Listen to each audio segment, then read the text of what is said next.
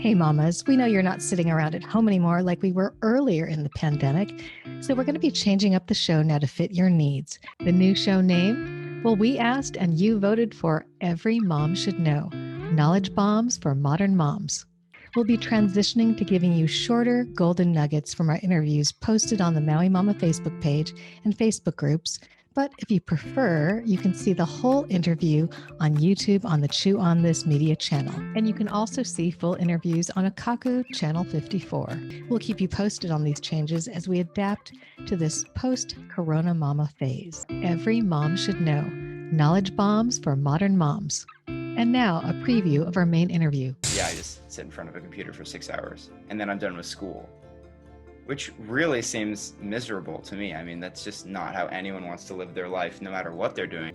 And there are so many advantages that could come from having an online learning that I feel like public schools aren't taking advantage of. There's no commute to school. You don't have to wake up early. Why are they still having early classes? It doesn't make any sense. That's just one example, but they're not using this to their advantage. That's honest talk from a high schooler, and we have to say he has a point. So now's your chance, educators. Listen up. If teachers could theoretically make every single student genuinely care about the subject that we were teaching, every single person would be brilliant in their own way. If you're interested in a subject, like me, I have this insatiable, if that's a good word, drive to complete something that I'm passionate about. He's got bright ideas on how we can revamp education using technology to our advantage and more. If you hand somebody that's never been to a library a computer before and make them choose between having all the information in this little book-sized thing and going to a building and, spending 30 minutes driving there, they'll obviously pick the computer. And I think distance learning would be a good idea for certain applications, really specific applications. I think it would be a welcome change. So I think that for these new generations, they need to tailor to kids' needs instead of trying to think for what would I want to do. They need to think, what would the new generation want to do, and how can we incorporate, their advice and their feedback and whatever. And hey mamas, did you know about this great new outdoor farm stand and kitchen that recently opened up in Kula? What I love about it is that it's perfect for food to go or a quick bite, especially with young kids. And great during these COVID times with outdoor benches where you can eat breakfast or lunch. The produce is all locally grown right there on the biodynamic farm, and you'll also find other locally grown organic items. The Maui Bees farm stand sells locally made yummy treats, home-bottled fermented foods, handmade goods, even locally baked organic sourdough bread. Yum. And of course, their own Maui Bees honey. Now, full disclosure, I have been a customer of Maui Bees for years when they offered a pick-your-own produce program, and the owners, Mark and Leah Damon and their son Aaron, are salt-of-the-earth kind of people who kindly decided to support the CoronaMama show. Thanks so much, dear friends. Here's a sample of a menu that changes daily, and next week we'll introduce you to their fermented foods and its microbiome goodness. Be sure to let them know that you heard about Maui Bees from the CoronaMama show to get your 10% discount. And now for our Actions of Aloha segment. We want to recognize the Hawaii Community Foundation for bestowing a grant to the Maui's United Way. The grant helped to purchase and distribute PPE, or personal protective equipment, to Maui nonprofit organizations to keep safe and healthy from COVID-19. Maui United Way's president, Nicholas Winfrey, talked to the CoronaMama show in a past episode about their Do More Good campaign, and they ask of us to continue to live the Aloha spirit by continuing to do more good for our community. And now for our main segment with high school student Shawn Marks on the pandemic and how online school could change education for the better. Hi, Shawn. Welcome to the CoronaMama Zoom room. Hello. Nice to see you again. Yeah, you too. So last week we talked with your family, your whole family, and I felt like there was so much more that I wanted to hear from you because it's hard to compete when there's so many great talkers in your family. Yeah. My name's Shawn Marks. I'm a senior at Kihei Charter High School, if you know where that is.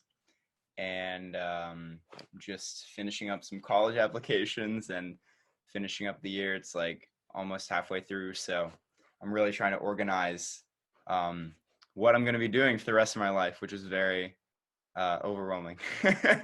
What are the things that are impacting people in your generation and age range right now?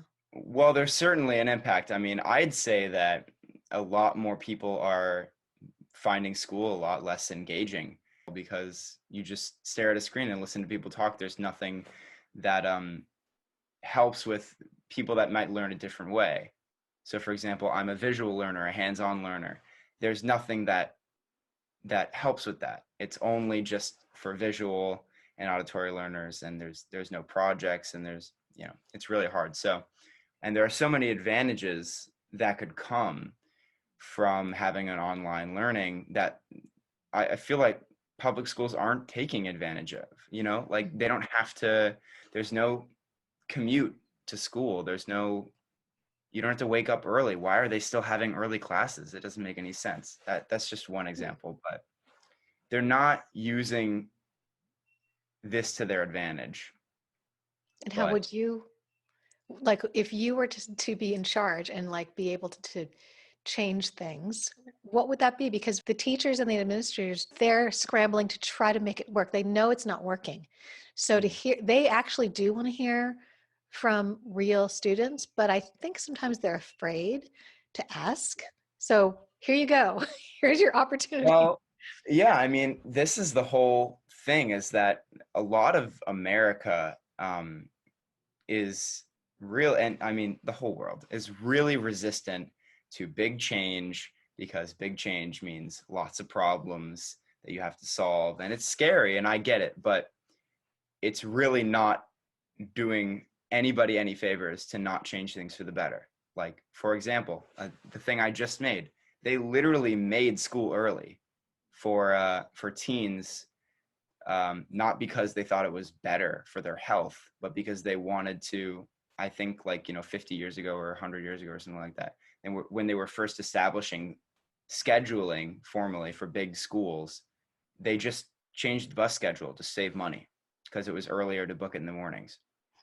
And we kept with that. And we're not changing it because we just want to do what's easiest and what's most predictable and stuff like that, which I don't think is a good way to raise anybody. I mean, you want to raise kids to be creative and think for themselves and change things so that they can improve your lifestyle. And, I don't think adults are doing a very good job of demonstrating that.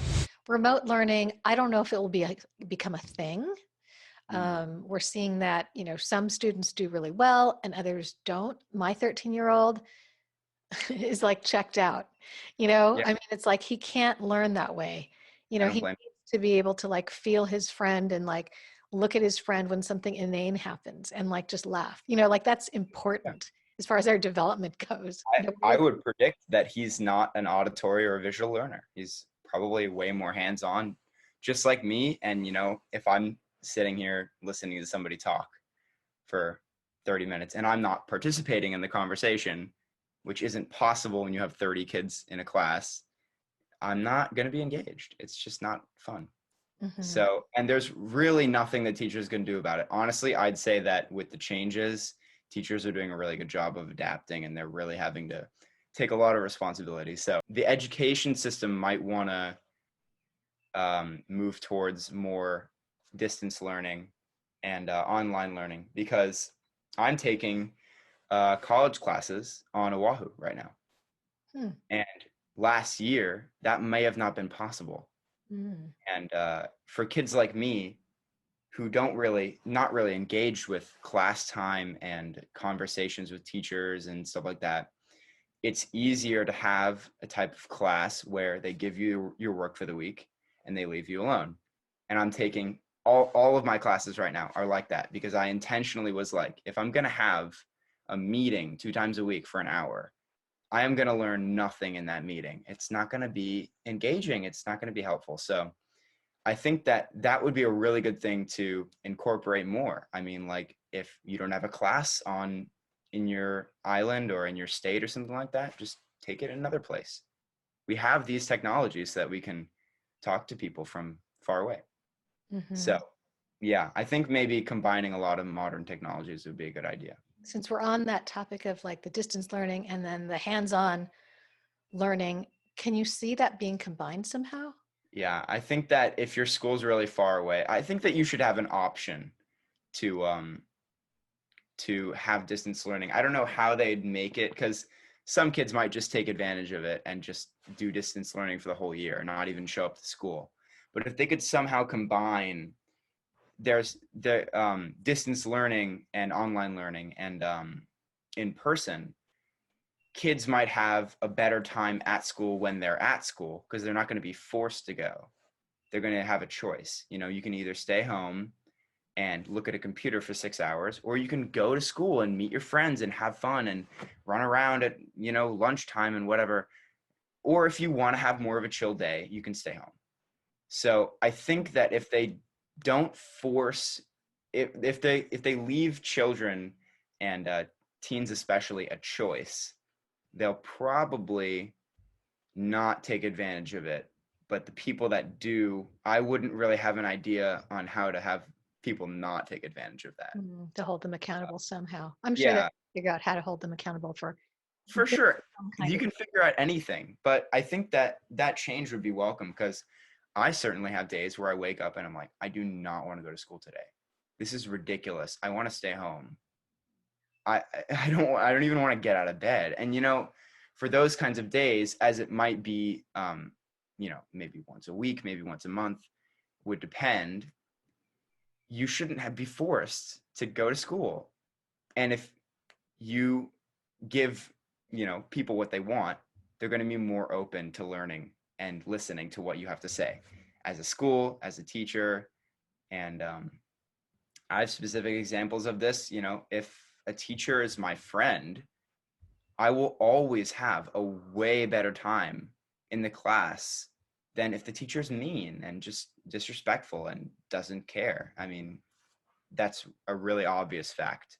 So I think of the school system also does that and kind of, again, tailors to the needs of the youth. Um, the youth are going to have a lot more fun in school and school won't be as miserable. So Well, you were homeschooled for a bit, right? Or were you not? no, that was my sister's. Oh, your The sister. first day I was homeschooled, I ran around and did not listen to a word that the teacher said. She was a great teacher. That wasn't my thing. Mm. Well, Yeah. what I was thinking was that it seems that with homeschooling, homeschoolers tell me it really only takes an hour to maybe 4 hours max. And 4 hours is like max on those really heavy days where there's a lot of work to do that you have to fulfill. But there's a lot less time involved. So I'm thinking that if we did go to some online or home learning, and then that in person when you want to be in person, then we could probably cover everything that really is required. Mm. It's like you probably don't have to sit in front of a computer for 6 hours. Yeah. That's like No, really, really no. overkill, actually, or be in school for 6 hours. That's really overkill. Or kids are spending so much time in school because I think parents have to work. It's like childcare. It's basically childcare. I was just gonna say, school systems are just as much of a babysitting service as a learning service. Hmm. And I don't think it's fair to task teachers with both of those. It's a lot. And you know, I'm a teacher uh, at my gymnastics place for 12-year-olds. They're the absolute epitome of hard to hard to contain and Yeah. hard to control because they're just on the cusp of no, I'm going to do what I want to do and not what you say, but they're also really need a lot of assistance when it comes to um, you know, helping with stuff. So it's really hard to be both a babysitter and a teacher. And I think that, you know, teachers now should be commended a lot more than they are.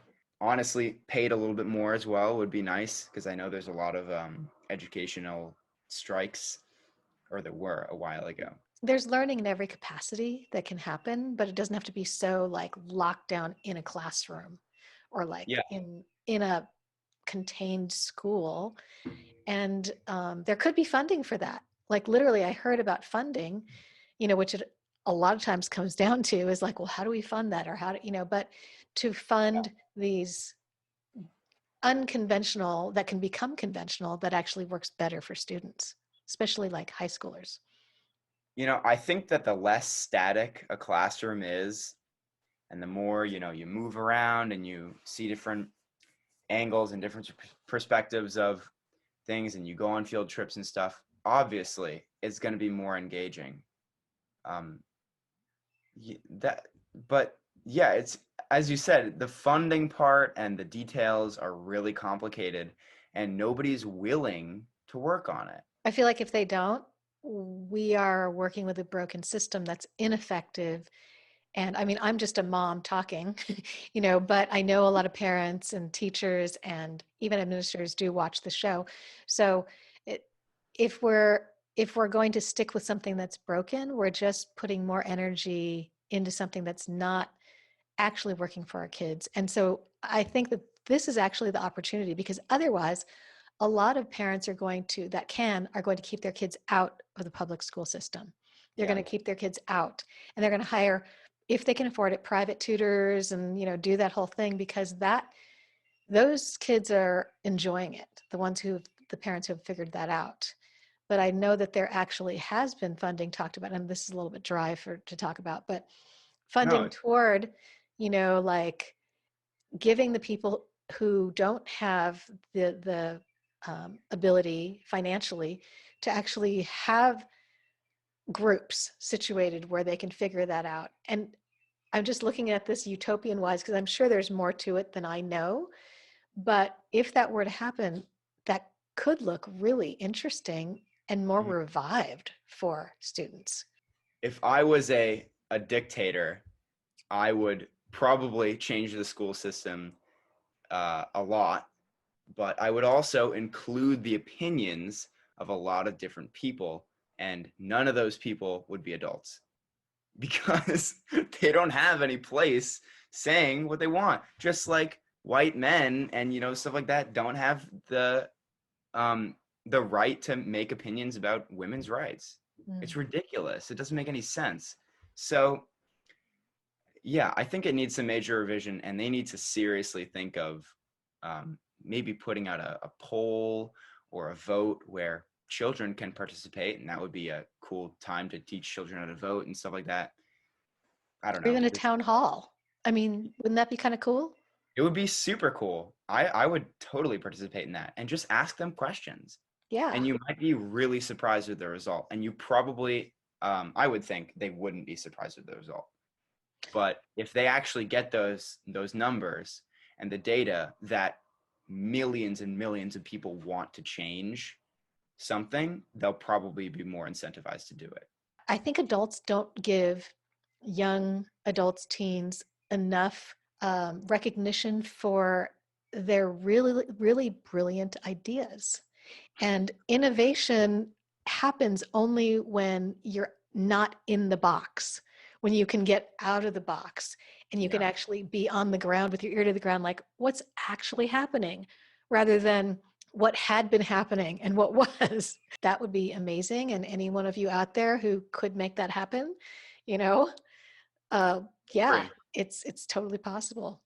Problem is that, first of all, America as a system, just like the education system, is very broken, and no one gets equal opportunities.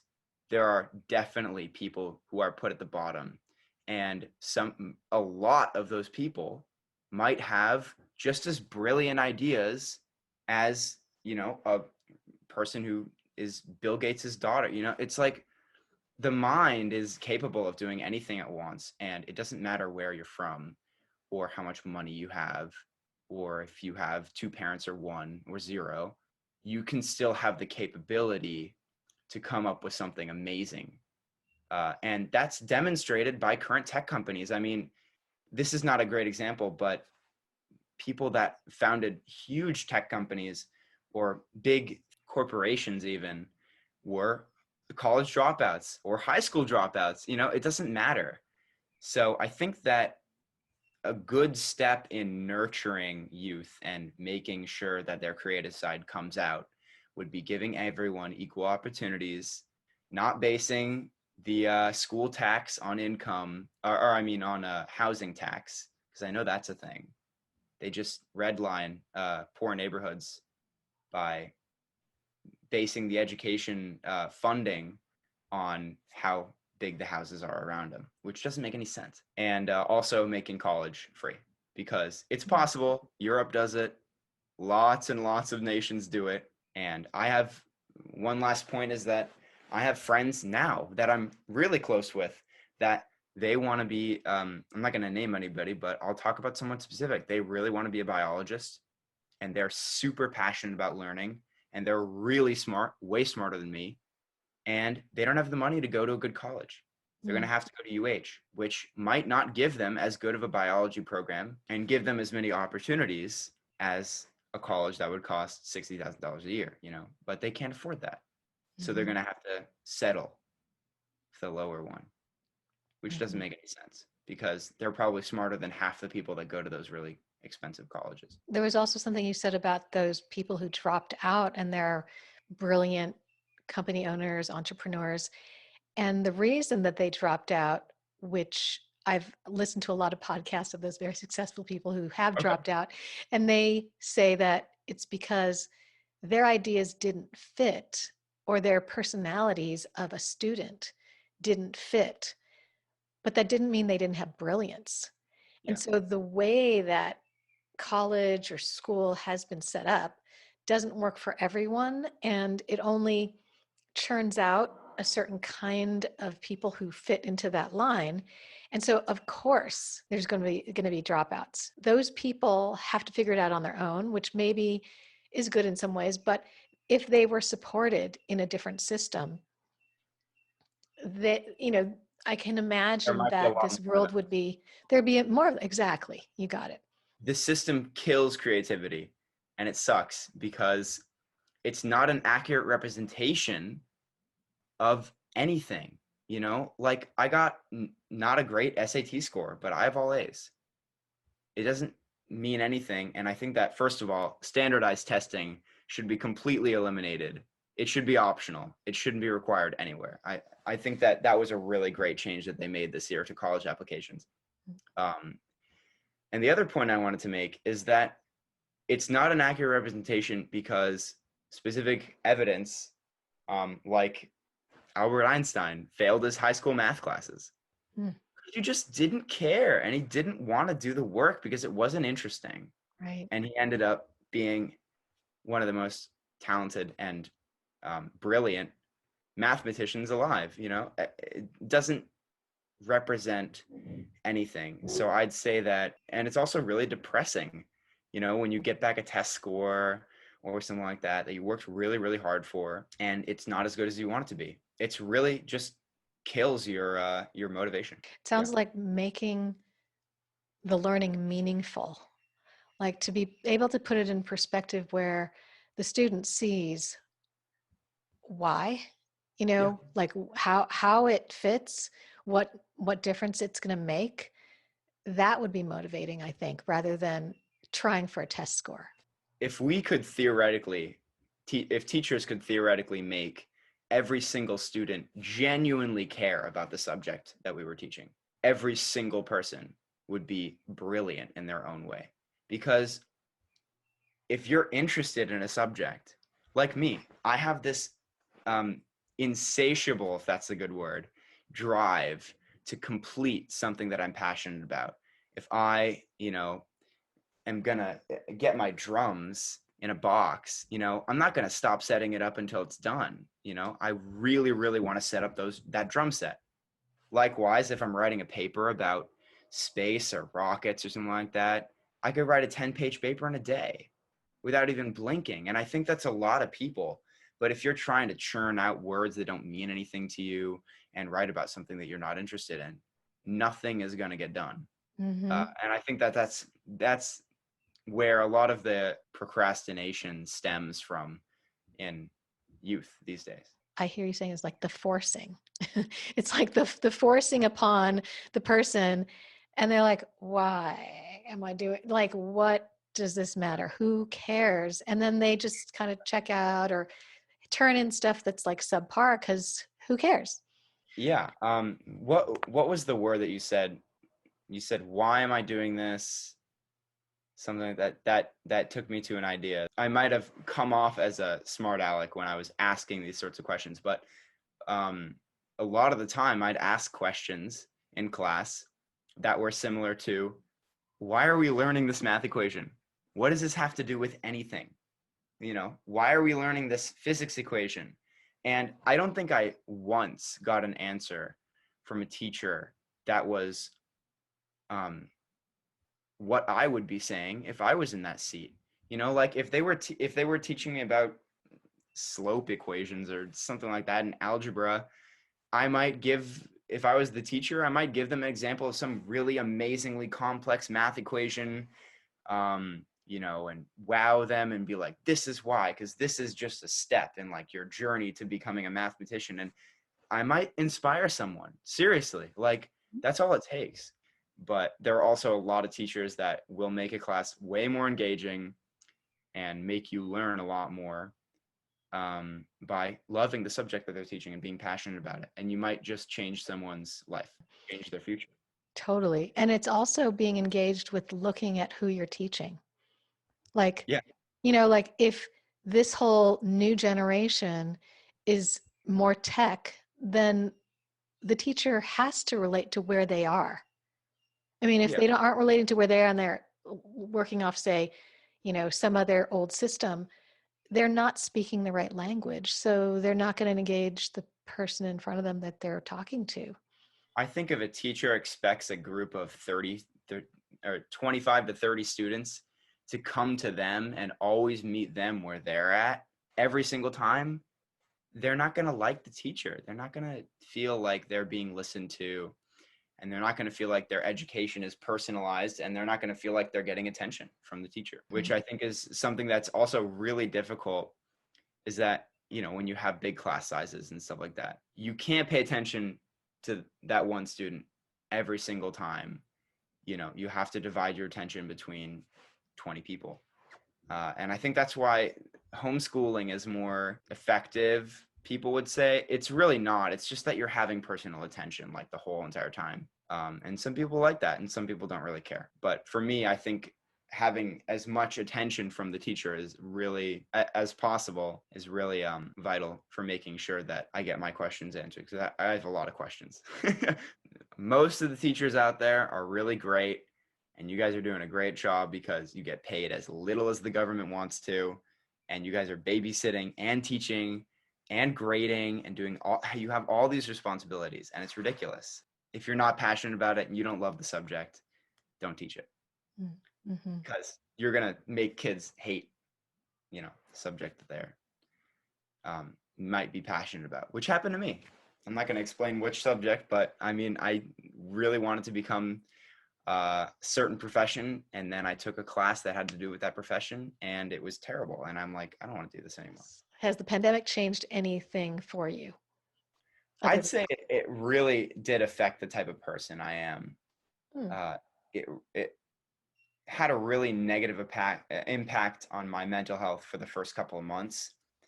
And then once I found, that I needed to find things to do, and I needed to find ways to entertain myself and be productive instead of playing video games or, watching YouTube videos or sitting on the couch and twiddling my thumbs. It did help me a little bit to be able to be more comfortable just hanging out with myself and being alone. But at the same time, I wouldn't wish this upon anybody. If there was a universe or a dimension that I could travel to that didn't have this, I would go to it immediately. I mean, it's just not a good experience overall. But I think if I had to choose a positive, it'd be, I was able to learn how to handle to be alone, and found a little bit more things to do and maybe found some new interests. I didn't, but I know that a lot of people, got into knitting or, whatever it is that they kept themselves occupied with. So. I know you have to go, but if you could just answer this one last thing. If you could help those kids who haven't figured out how to occupy themselves, or what could you tell them that you've done? Or the strategy to find their way out of that lonely place or boredom? Yeah. I mean, I'd say look at what your friends are doing. If your friends are doing a sport, try the sport. If you're maybe take up a musical instrument. Great place to go is the trampoline park. And I've gotten a lot of my friends interested in going there just by being like, hey, let's go to the trampoline park and, I'll teach you some stuff and it'll be fun. So explore. And if you don't put in effort to finding new hobbies, you won't find new hobbies. And I think putting in the effort's the really hard part, and getting motivated to want to find different things to do is hard. One more thing is that I literally just wrote a college essay on this last night. It's really important to do your hobbies or your activities the way that you want to do them. Because even if it's incorrect, like for example, I play lefty on a righty drum set, on a drum set that's meant for righties. But I'm a righty. I write with my right hand. So it's very confusing, and that's opened up a ton of problems, and I've had to fix them. It's been annoying. But it also gives me a unique sound and a unique drum setup that nobody else in the world has. It's just me. It's unique to me, and I think that's awesome. And if you're going to do something on your own, no matter if it's incorrect or correct, as I said in my college essay, it's going to be your path that you're walking down. And it doesn't matter how long the path is or how straight the path is. If it's your path, you're going to enjoy every twist and turn. And you're going to run instead of walk on the path. That's what I said. Awesome. Thank you. I know you got to go. You got class. So thank you so much. Of course. Yeah. This is very fun. I like giving my opinions. So. Perfect. Well, if you ever have anything you want to say again, let me know. Awesome. All right. All right. Keep in touch. The two vaccines that are currently approved. So we have the Moderna vaccine and then the Pfizer, right? And they're called mRNA vaccines. And I'll explain what that is and how they work. But first, to address safety.